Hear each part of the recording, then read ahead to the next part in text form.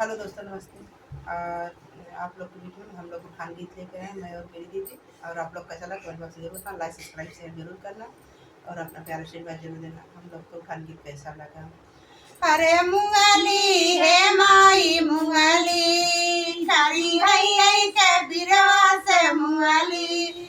अरे मुंगली हे माई मुंगली खरी है के बिरवा से मुंगली। सासू सासू करके हम सासू के हो बोलवली। सासू अगवाया वाना सासू पिछवाया वाना।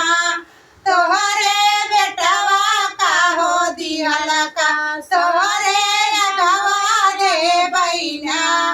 तोहरे बेटवा का हो दिहल का तोहरे अगवा दे बैना।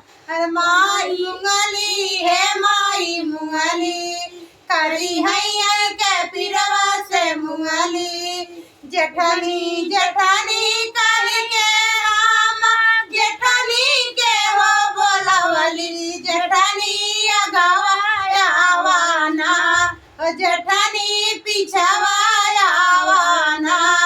तोहरे देवरा का हो दिहल का तोहरे अगवा दे बैना। तोहरे देवरा का हो दिहल का तोहरे अगवा दे बैना। मुंगली हे माई मुंगली करी है के पिरवा से मुंगली। ननदी ननदी करी के हम ननदी के हो बोलवली। ननदी अगवाया वाना हो ननदी पिछवाया वाना। तोहरे भैया का हो दिहल का तोहरे अगवा दे बैना। तोहरे भैया का हो दिहल का तो